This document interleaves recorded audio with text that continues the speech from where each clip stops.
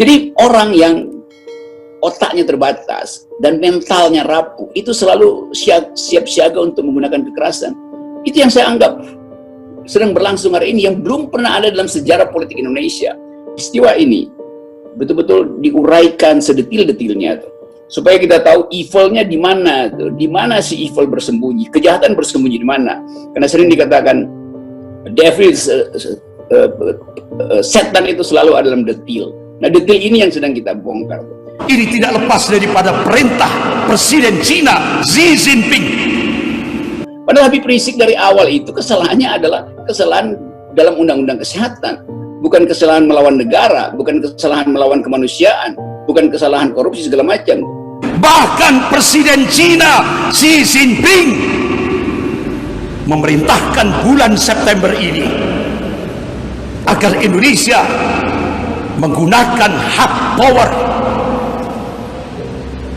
lebih keras lagi terhadap umat Islam.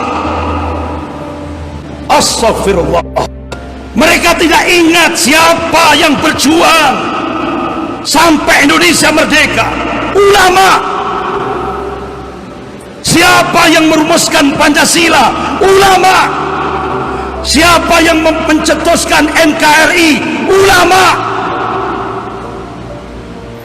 Tapi mereka sekarang ingin mengkhianati perjuangan ulama ini.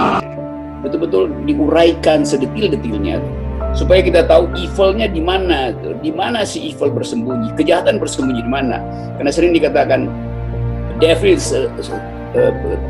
setan itu selalu ada dalam detil. Nah, detil ini yang sedang kita bongkar. Jadi saya menganggap bahwa upaya untuk membekuk Habib Rizik itu memang desain istana. Padahal Habib Rizik dari awal itu kesalahannya adalah kesalahan dalam undang-undang kesehatan, bukan kesalahan melawan negara, bukan kesalahan melawan kemanusiaan, bukan kesalahan korupsi segala macam. Jadi dia diintai terus untuk dicelakakan. Kan itu yang terbaca di dalam keterangan pers pejabat negara, dan publik paham itu. Oke, mengapa begitu ditakuti Habib Rizik Sihab? Toh kalau bagaimanapun juga Jokowi lepas dari soal kontroversi dan berbagai persoalan-persoalan tuduhan kecurangan sudah terpilih dan duduk manis di istana negara. Artinya ada kejahatan yang sebetulnya rasa bersalah di dalam istana. Kalau dia nggak ada rasa bersalah, dia terima aja undangan Habib Rizik untuk berdialog. Bahkan Habib Rizik menyodorkan diri berkali-kali untuk lakukan rekonsiliasi itu. Kan itu poinnya kan. Nah, ini sebetulnya menunjukkan bahwa mereka yang ada di istana selalu terganggu kalau ada kumpulan orang yang mulai menuntut keadilan. Dari KMI sampai FPI, LSM yang kritis, LBH kembali menunjukkan kemampuan dia untuk melihat problem ini sebagai problem pendangkalan hak asasi manusia. Jadi berbagai macam sektor di masyarakat sipil memang menghendaki agar supaya kekuasaan ini diadili secara etis, karena berbagai macam pelanggaran dan inkonsistensi. Kita nggak usah sebut lagi kegagalan pembangunan lah, karena dari awal kita udah tahu bahwa cara pemerintah merayakan arogansinya dan dengan memamerkan infrastruktur dan sekarang mangkrak semua tuh. Sekarang kita balik pada inti dari demokrasi, inti dari Pancasila, yaitu merawat kemanusiaan yang adil dan beradab. Dan Presiden gagu dan gagap untuk mengucapkan bahkan satu kalimat yang bermutu, yang menandakan bahwa dia paham Pancasila. Ini nggak ada, tidak terlihat, bahasa tubuhnya tidak terlihat paham tentang keadaan, hanya dangkal dan tidak ingin menunjukkan semacam intensi untuk perdamaian. Jadi konfrontasi akan berlangsung terus justru karena arogansi kekuasaan. Konfrontasi antara masyarakat sipil dan istana. Masyarakat sipil itu sekarang sedang diwakili oleh Habib Rizik, juga diwakili oleh KMI. Sekarang dia diperluas, diwakili oleh emak-emak, diwakili oleh tukang ojek, diwakili oleh tukang warung, diwakili oleh pedagang keliling. Itu sinyal moral yang tidak bisa diabaikan lagi. Jadi orang yang otaknya terbatas dan mentalnya rapuh itu selalu siap siaga untuk menggunakan kekerasan. Itu yang saya anggap sedang berlangsung hari ini, yang belum pernah ada dalam sejarah politik Indonesia, di mana kemampuan intelijen itu dibatalkan oleh arogansi istana. Jadi berbagai macam elemen akhirnya masuk di proyek-proyek kekerasan dan tidak ada koordinasi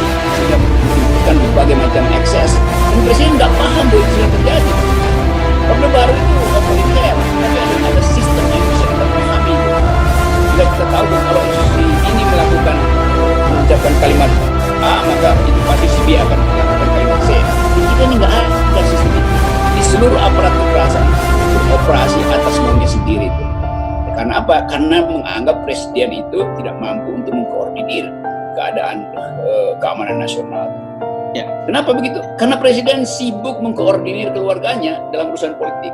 Dan itu yang ditulis oleh publik internasional, bukan sekedar kemarahan pengamat Indonesia, tapi bahkan terbaca di politik internasional bahwa presiden hanya mau sibuk mengurus kepentingan politik keluarganya. Saya bikin analisis dari keadaan itu. Karena nggak ada lagi keterangan di mana kita bisa percaya bahwa presiden bisa bertindak adil dalam soal-soal semacam ini. Dia bukan dia tutup mulut, dia tutup akalnya, atau bukan dia tutup akalnya, memang dia nggak ada akalnya untuk menyelesaikan soal ini. Jadi sebetulnya terlihat jelas bahwa kita dimasukkan, masyarakat sipil, rakyat diumpankan ke dalam sebetulnya gorong-gorong kedunguan. Dan ini bahayanya tuh. Kenapa? Karena di belakang peristiwa ini ada sentimen agama, ada sentimen ras, ada sentimen kelas. Semua variabel sosial itu dianalisis secara persis di pusat-pusat riset dunia, di tempat-tempat di mana LSM masih berupaya untuk menghasilkan peradaban baru. Dan presiden nggak tahu bahwa itu yang sedang terjadi. Mereka yang ada di istana juga nggak tahu mau ngapain. Padahal mereka mampu melakukan analisis kecil, disodorkan dalam bentuk satu halaman pada presiden, 5 orang sodorkan itu pada presiden, lalu diskusi sama-sama. Tapi ini jadi dungu juga kan, analisis di istana, masyarakat sipil yang datang dari tradisi hak asasi manusia yang berkumpul di KSP, berkumpul di sana. Itu semua seperti disihir untuk tunduk pada semacam ketidaktahuan. Tunduk pada ketidaktahuan. Kan ini memalukan betul kan? Orang tunduk pada ketidaktahuan itu namanya separuh orang.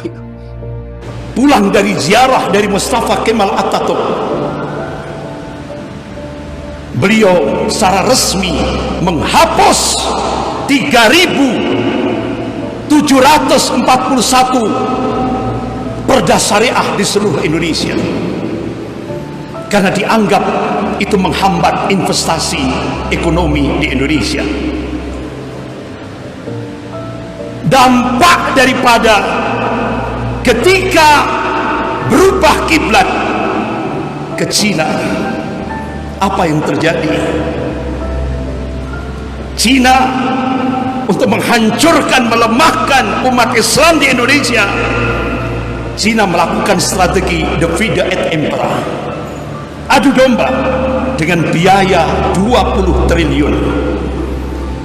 Jadi ormas-ormas Islam di Indonesia diadu domba, kelompok-kelompok umat Islam di Indonesia diadu domba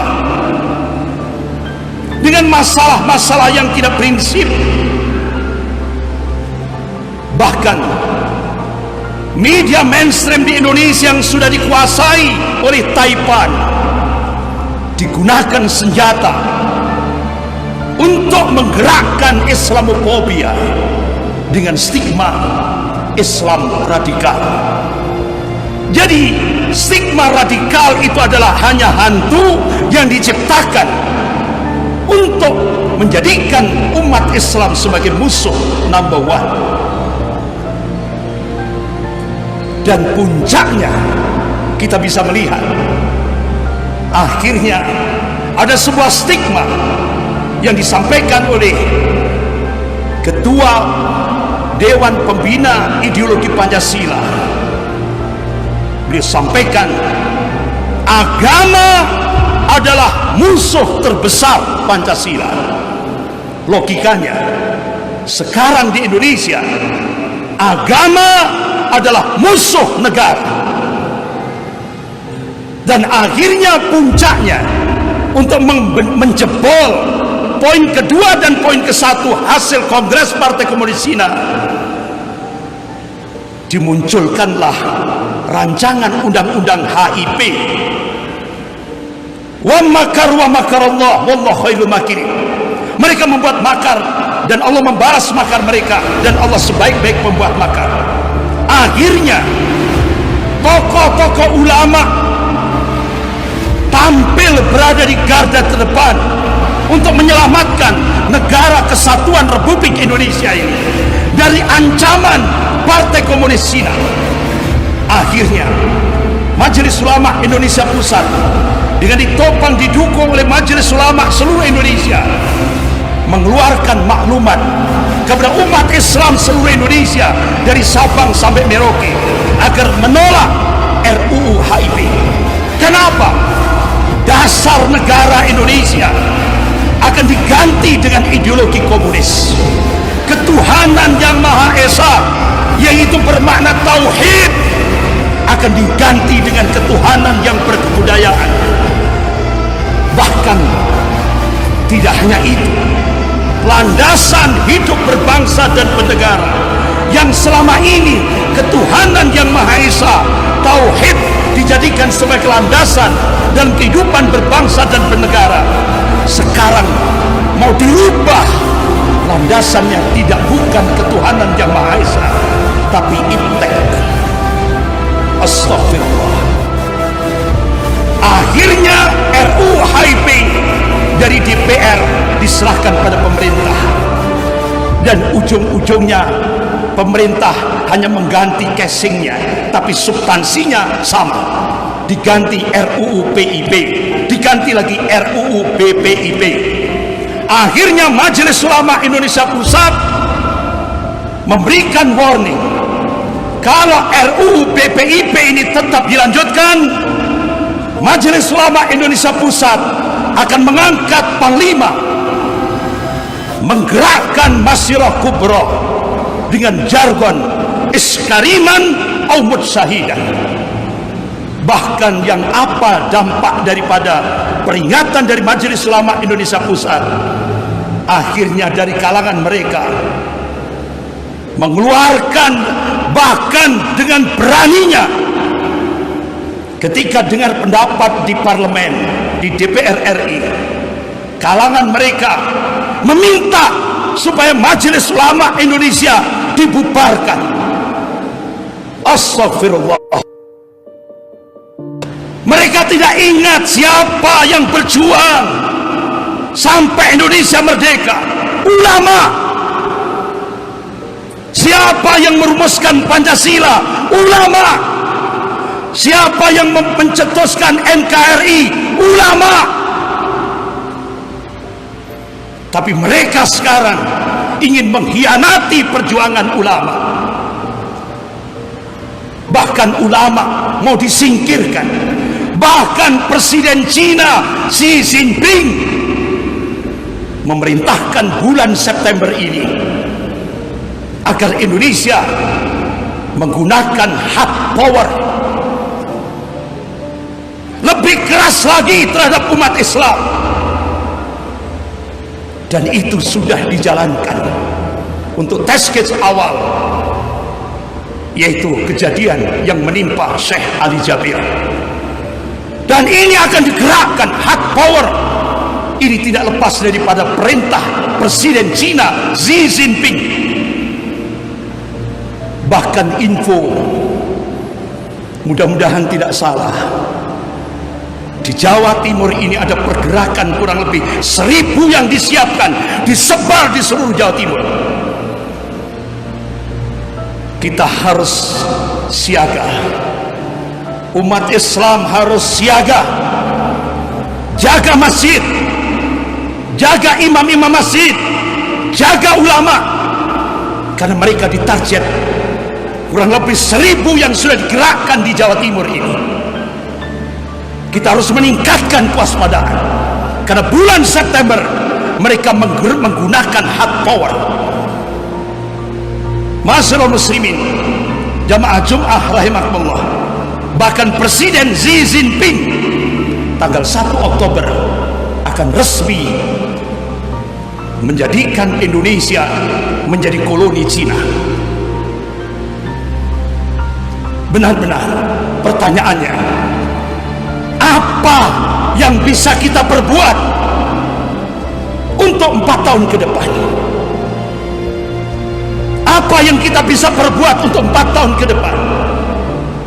Satu sisi Rasulullah SAW sudah memberikan kabar pada fase keempat Mulkan Jabriyah ini, semua banyak dipenuhi oleh penguasa-penguasa diktator, penguasa yang menyengsarakan rakyatnya, penguasa yang memaksakan kehendak bagi rakyatnya. Oleh karena itu, Rasulullah SAW memberikan kiat kalau kita ingin selamat pada fase keempat yang dipenuhi dengan fitnah-fitnah akhir zaman ini. Yang pertama, Rasulullah menyerukan al-mubaddirah bi'amal, bersegera beramal soleh, jangan ditunda. Yang kedua, at-tamassuk bisunnah, berpegang pada sunnah Rasulullah SAW. Yang ketiga, ar-ruju' ilal ulama, kembali ke ulama. Ulama yang mana?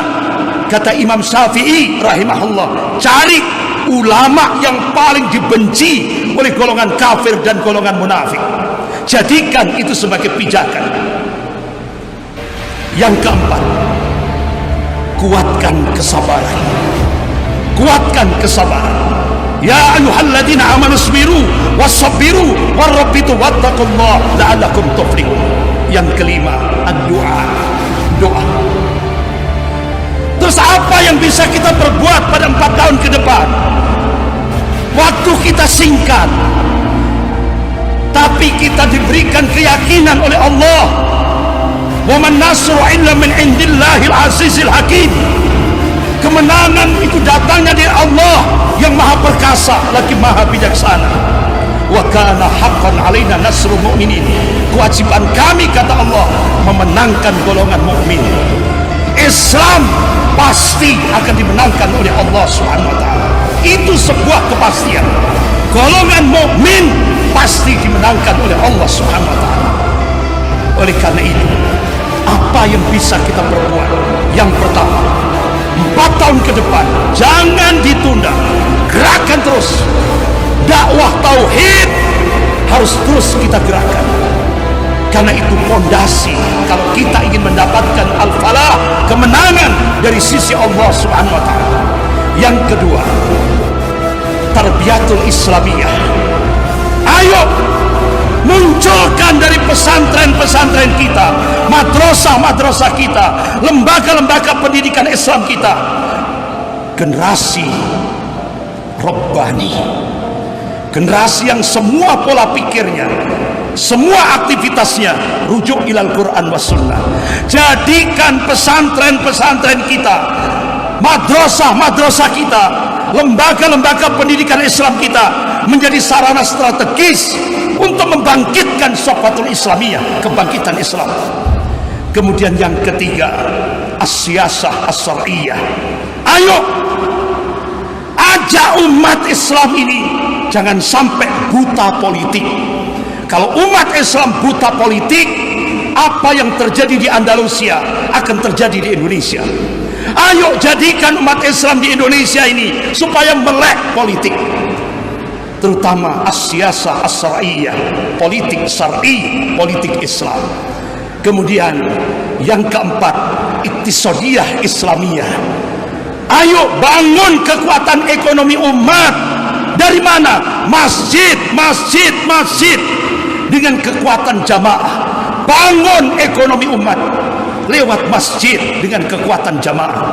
Kemudian yang kelima, bangun askar Islami, bangun laskar-laskar Islami. Karena ke depan tantangan kita lebih besar dan lebih kompleks. Insya Allah 5 program ini Allah Subhanahu wa taala sudah berjanji, wa kana haqqan alaina nasrul mu'minin. Mudah-mudahan Allah Subhanahu wa taala memberikan keistiqomahan kepada kita semuanya. Mudah-mudahan Allah Subhanahu wa taala menjadikan kita semuanya menjadi ansarullah, ansarullah, penolong-penolong agama Allah sampai kita menghadap Allah. Mudah-mudahan kita diberikan akhir yang husnul khatimah. Barakallahu li wa lakum fil Qur'anil azim wa nafa'ani wa iyyakum bima fihi minal ayati wa dzikril hakim. Aqulu qouli hadza wastaghfirullah innahu wal ghafurur rahim.